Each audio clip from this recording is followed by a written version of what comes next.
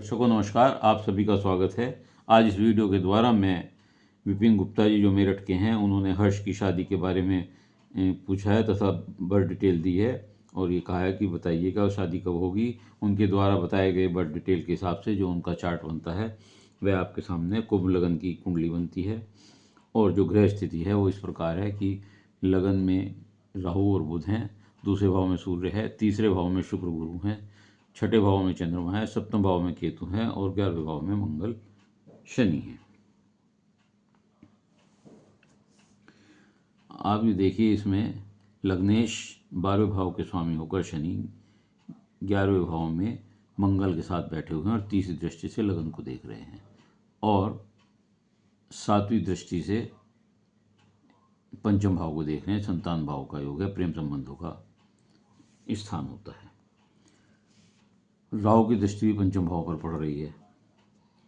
ये चीज़ें आपकी शिक्षा में व्यवधान, संतान में व्यवधान करती हैं, विलंब करती हैं। लगन में राहु और बुध बैठकर जड़त्व योग बनाते हैं जो अच्छा नहीं होता। आर्थिक हानि होती है, मानसिक कष्ट होता है, नौकरी, व्यापार, शिक्षा में दिक्कत आती हैं, वैवाहिक जीवन में गलत फहमियाँ हो जाती हैं, चेहरे पर कोई निशान हो सकते हैं। राहु सप्तम भाव को भी देखता है और केतु सप्तम भाव में पहले से ही मौजूद हैं तथा सप्तमेश जो सूर्य है वो अपने से 8वें भाव में दूसरे घर में बैठे हुए हैं, जो शादी को बहुत विलंब करते हैं और पोस्टपोन कराते हैं, व्यवधान देते हैं। लेकिन अच्छी बात यह है कि गुरु की दृष्टि, 5वीं दृष्टि सप्तम भाव पर पड़ रही है, जो जिस कारण वैवाहिक जीवन, शादी अवश्य होगी और विवाह में ये बात जरूर है कि वैवाहिक जीवन कष्ट में होगा, असहज होगा और कभी कभी देखने में यह है कि केतु की स्थिति हो और ये राहु की दृष्टि हो इस तरह, तो इसमें ये देखने में आया कि कभी कभी अलगाव भी देखने को मिलता है। इसके अलावा आपकी नवमांश कुंडली बनाएं तो सप्तम भाव में सूर्य नीच के हैं, जो ये बताते हैं कि आपकी होने वाली पत्नी आप डोमिनेटिंग होगी और सभी आर्थिक फैसले, निर्णय वो खुद लिया करेगी।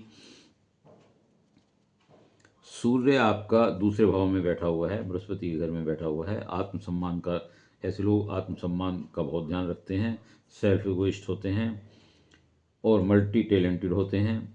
सोना पहनना उनका शौक होता है, उन्हें अच्छा लगता है और धनी होते हैं और प्रतिष्ठित होते हैं, प्रसिद्ध होते हैं, अहंकारी भी होते हैं और कम उम्र में धन और प्रतिष्ठा दोनों वो हासिल करने लगते हैं। पिता का सुख इन्हें या सहयोग इन्हें अक्सर मिलता रहता है। अब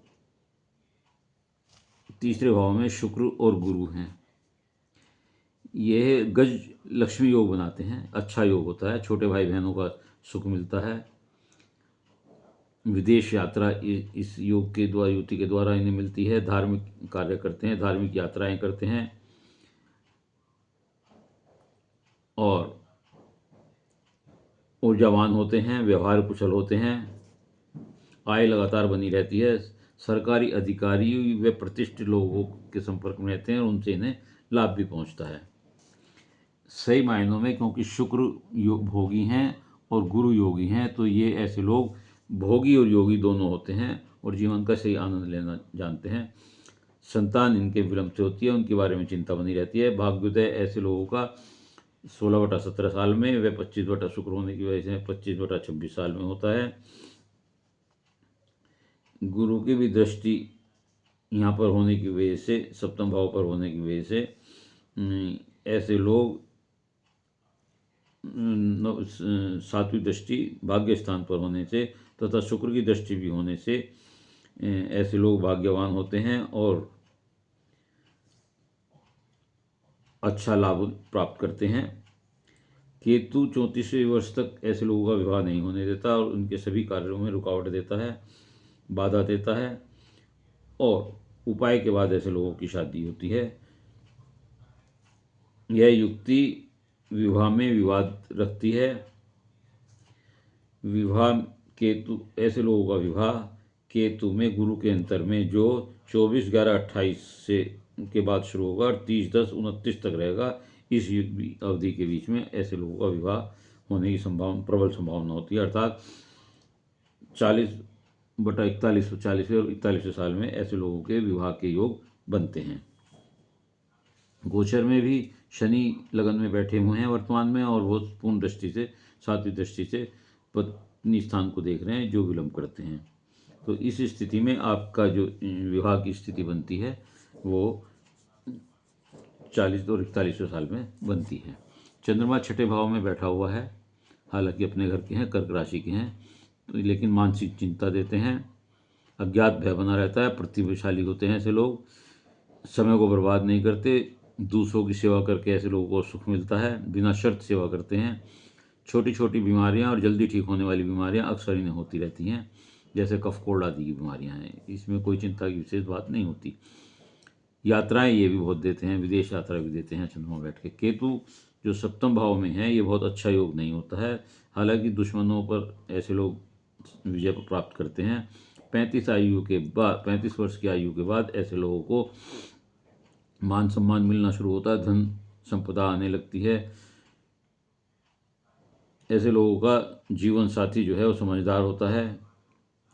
कुल मिलाकर केतु सातवें भाव में बहुत अच्छा नहीं होता पारिवारिक जीवन के लिए, वैवाहिक जीवन के लिए।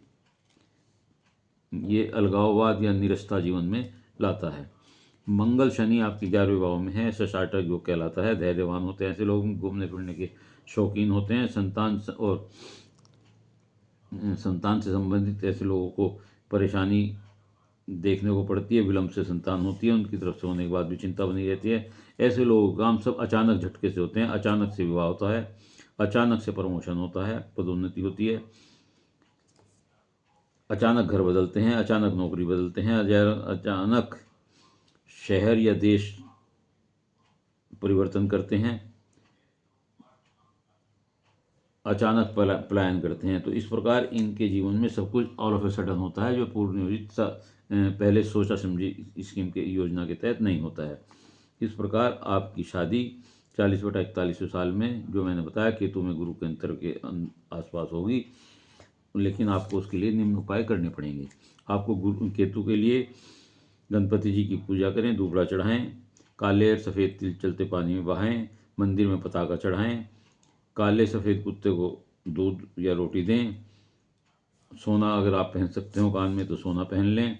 राहु के लिए कुष्ठ व्यक्ति या अपंग आदमियों की सेवा करें, उनकी मदद करें, और रोटी में गुड़ रखकर गाय को खिलाएं।